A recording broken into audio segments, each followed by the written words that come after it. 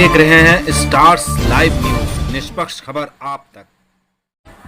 आप सभी देशवासियों, प्रदेशवासियों व कानपुर वासियों को जन्माष्टमी परिवार की स्टार्स लाइव न्यूज परिवार की ओर से हार्दिक शुभकामनाएं।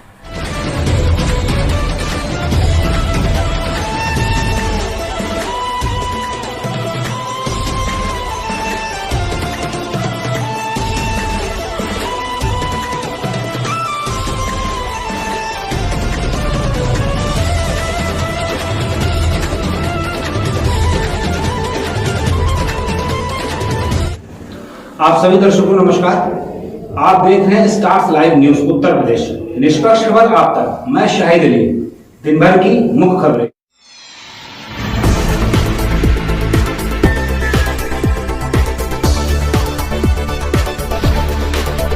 आप देख रहे हैं स्टार्स लाइव न्यूज, निष्पक्ष खबर आप तक। उत्तर प्रदेश के मुख्यमंत्री योगी आदित्यनाथ ने मंच से संबोधित करते हुए प्रदेशवासियों को जन्माष्टमी के पावन पर्व के अवसर पर बताया, पहले हिंदुओं को त्योहारों पर बंदिशें लगाई जाती थीं, लेकिन अब कोई बंदिश नहीं है। देखिए मंच से संबोधित करते हुए क्या कुछ प्रदेशवासियों को संदेश दिया। आज होड़ लगी है। पहले लोगों में होड़ किस बात की लगती थी?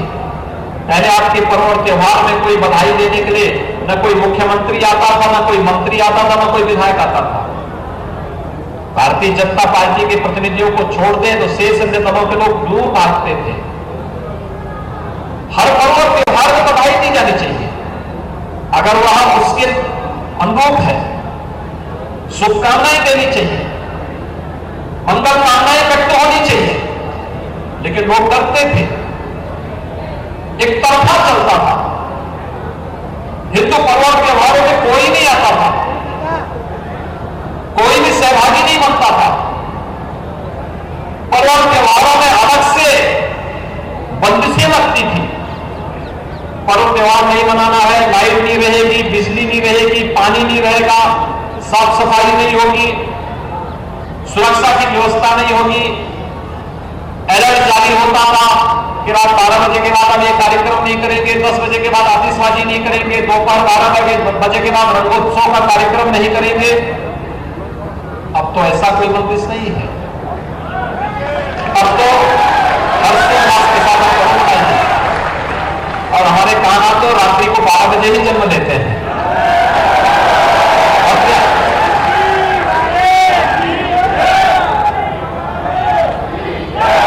यह है परिवर्तन। और भाइयों बहनों, अपनी इस आध्यात्मिक और सांस्कृतिक विरासत को रखते हुए, सुरक्षित और संरक्षित करते हुए हमें विकास और तकनीक के नए युग में प्रवेश करने के लिए अपने आप को तैयार।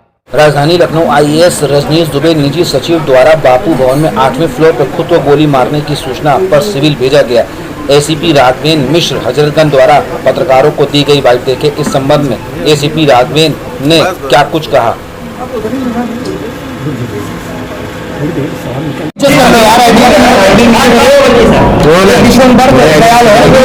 सचिव है, बापू भवन में कार्यरत थे 8वें तल पर। आज सुबह किसी काम के सिलसिले में अपना कक्ष खोल करके काम कर रहे थे। अपने पिस्टल से उन्होंने खुद को गोली मारी है। तत्काल जब सूचना मौके पर अगल बगल लोगों को आवाज सुनाई दी, उनको एम्बुलेंस से अस्पताल पहुंचाया गया है। वहाँ उनका दवा इलाज चल रहा है। अभी जो जानकारी मिली है कि केजीएमयू में उनको रिफर किया गया है। मौके पर घटनास्थल से उनका रिवॉल्वर और मोबाइल पड़ा हुआ है।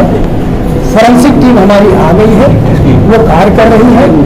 जो वैज्ञानिक साक्ष्य कलेक्ट किए जा रहे हैं, जो भी तदनुसार जांच होगी, आगे कार्रवाई की जाएगी।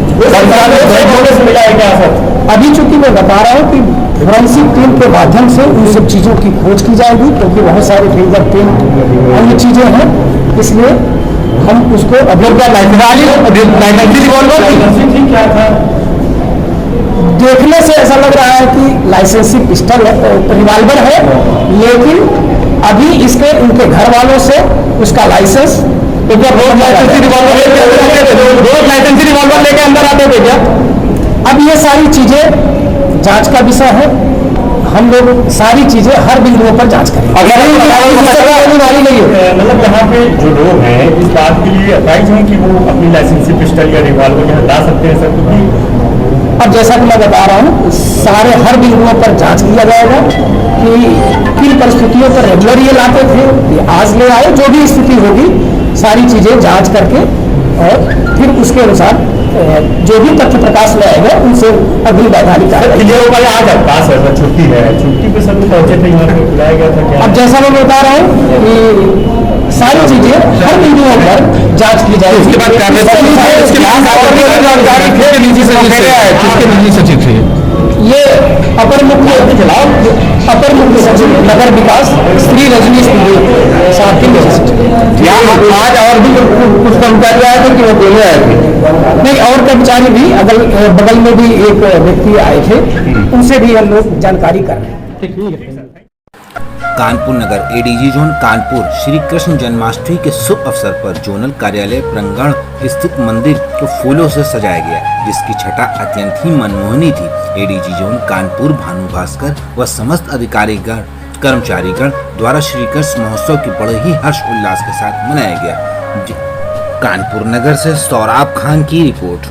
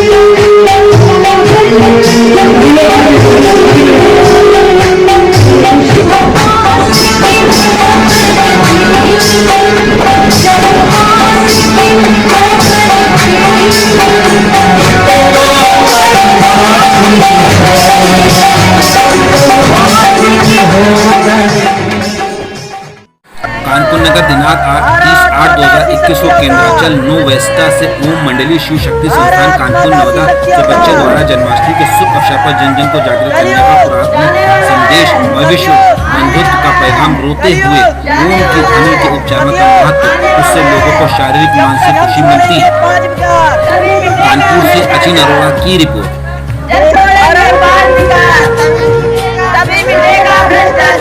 भारत माता की जय। वंदे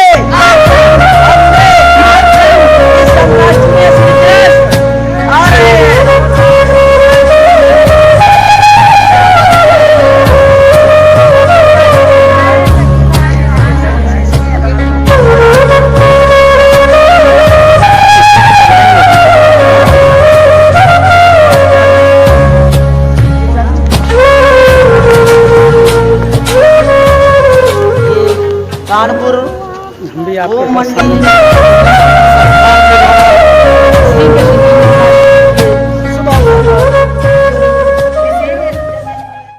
कानपुर नगर दिनांक 30 अगस्त 2021 को कानपुर गौशाला सोसाइटी के चुनाव में महामंत्री पद के उम्मीदवार डॉक्टर श्याम बाबू गुप्ता ने चुनाव के संबंध में एक प्रेस वार्ता का आयोजन किया। इस प्रेस वार्ता करते हुए सहयोगी पत्रकार से क्या कुछ बताया। कानपुर से अचिन अरोड़ा की रिपोर्ट।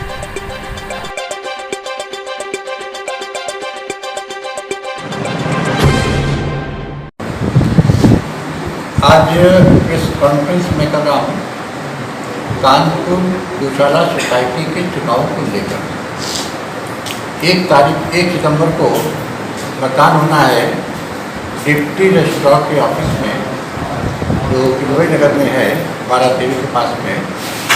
वहाँ पर 11 बजे से लेकर 4 बजे तक मतदान होना है और इसमें जो अध्यक्ष उपाध्यक्ष मंत्री के चुनाव हैं और कोषाध्यक्ष के चुनाव ये सर्वसम्मति से हो चुके हैं। मंत्री और 16 कार्यकारी सदस्यों के चुनाव होने हैं। महामंत्री के लिए मैं और तोषनी वाली और श्याम कृष्ण कानोडिया ये 3 प्रत्याशी रह गए हैं और जो कार्यकारिणी सदस्य हैं उनमें 19 प्रत्याशी हैं। उन 19 प्रत्याशियों में मैंने 16 प्रत्याशियों को, जो बहुत अच्छे चरित्र के भी हैं, ईमानदारी में भी हैं, करवट भी हैं, इनको अपनी सूची में सम्मिलित करके मैं इस चुनाव मैदान में उतरा हूँ। वर्तमान समय में एक अच्छी प्रतिष्ठित पूर्व काल में ऐसी संस्था की बदनामी होती जा रही है, वहाँ तमाम प्रकार की अनियमितताएँ होती जा रही हैं और उससे हमारे पूर्व के जो पदाधिकारी हैं श्री पुरुषोत्तम श्रीनिवास जी अपने को बचा नहीं सकते हैं। उनके आंखों के नीचे ही चारा खरीदा जा रहा है, 8 कुंटल चारा आता है और 32 कुंटल का भुगतान किया जा रहा है। गोबर गैस प्लांट बंद पड़ा है। जो दवाई का व्यापार हमारी कार्मिक गोशाला सोसाइटी कर सकती है, लगभग 2-3 करोड़ का हम दवाओं का उत्पादन करके उनको बेच सकते हैं। आज वो संख्या घट के केवल 15-16 लाख के आसपास रह गई है। तो और ये सब स्टार से कि वहाँ पर तमाम प्रकार की अनियमितताएँ हैं और इसको चाहते हैं स्वच्छ ईमानदार टीम वहाँ पर आए और अपना योगदान करके उसको सही स्थिति में वैज्ञानिक तरीके से हम वहाँ पर गौ सेवा के साथ में गौ संवर्धन का भी कार्य कर सके। आज हमारे साथ प्रेस कॉन्फ्रेंस में श्री काशी प्रसाद जी उपस्थित हैं, जो कपड़ा कमेटी के बहुत सम्मानित अध्यक्ष रह चुके हैं। श्री कृष्ण जी गुप्ता बब्बू जी हैं, ये भी कार्य समिति के सदस्य रह चुके हैं और कानपुर कमंडला कमेटी के अध्यक्ष रह चुके हैं। श्री राम प्रकाश जी हैं, माताना कमेटी के सदस्य हैं और अखिल भारतीय उमर वैश्य समाज के अध्यक्ष भी रह चुके हैं। चार्टर्ड अकाउंट मलय गुप्ता भी है।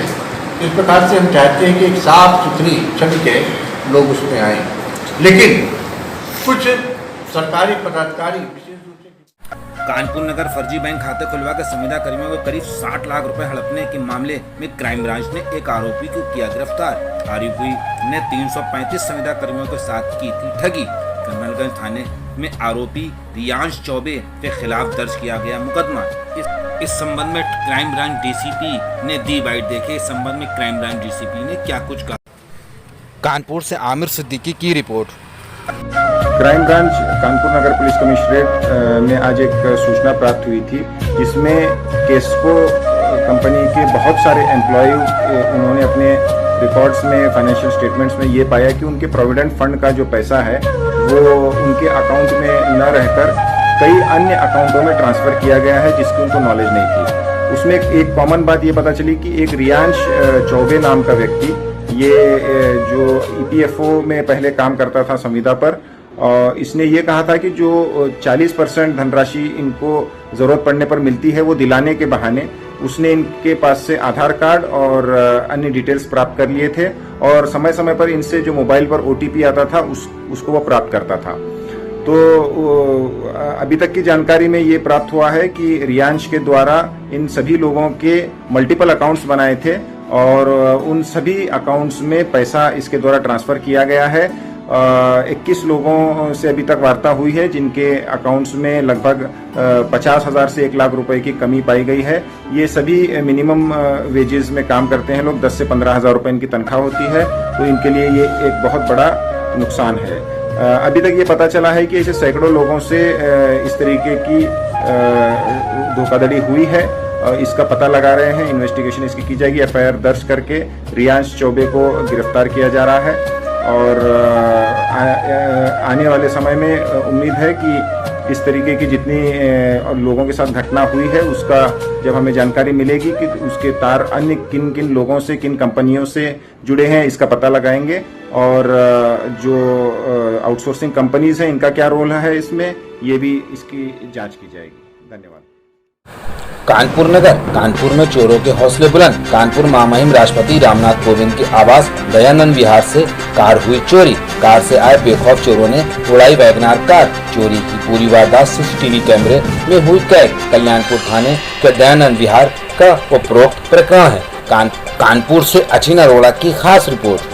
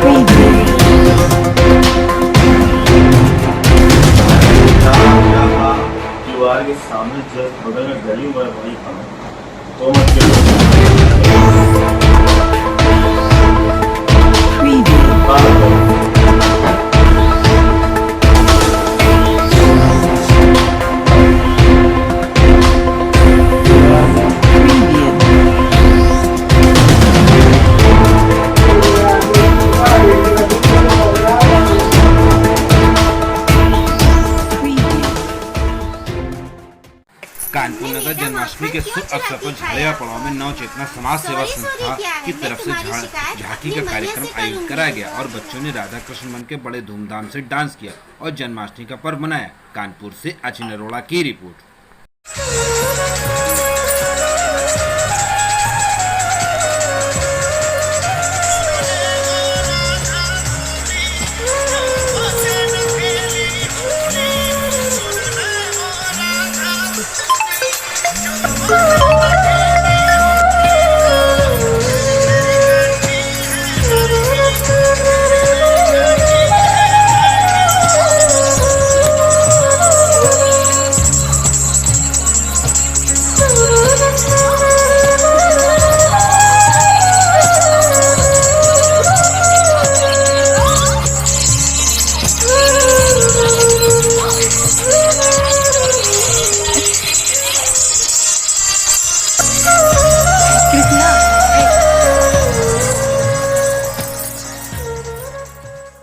उत्तर प्रदेश के जनपद औरैया में स्वाट टीम औरैया थाना अजीत मल पुलिस द्वारा चोरी करने वाले गिरोह का 24 घंटे के अंदर भंडाफोड़ करते हुए वांछित 7 शातिर चोरों की 100% माल के साथ गिरफ्तारी करने के संबंध में एसपी औरैया द्वारा दी गई बाइट। देखिए एसपी औरैया स्पर्णा गौतम द्वारा क्या कुछ कहा गया। देखिए एक अभियोग पंजीकृत कराया गया था। उस अभियोग में जो एक्सप्रेस वे का निर्माण चल रहा है उस निर्माण सामग्री में जो शटरिंग और जो पोल्स यूज होते हैं उन पोल्स की चोरी जो साइट है वहां से की गई थी और इसमें 100% हमारे द्वारा माल की बरामदगी की गई है जिसकी अनुमानित कीमत लगभग 10 लाख रुपए है।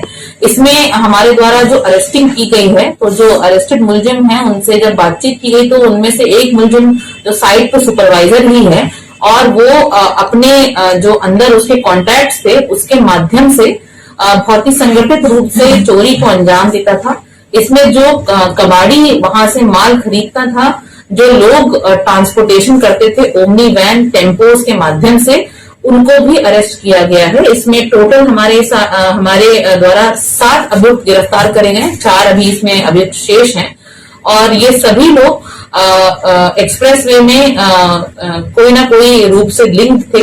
इनमें से एक व्यक्ति जो है वो एक्सप्रेस वे में सुपरवाइजर के रूप में काम कर रहा था और उसी के माध्यम से ये सारी चोरियां कार्य की जा रही।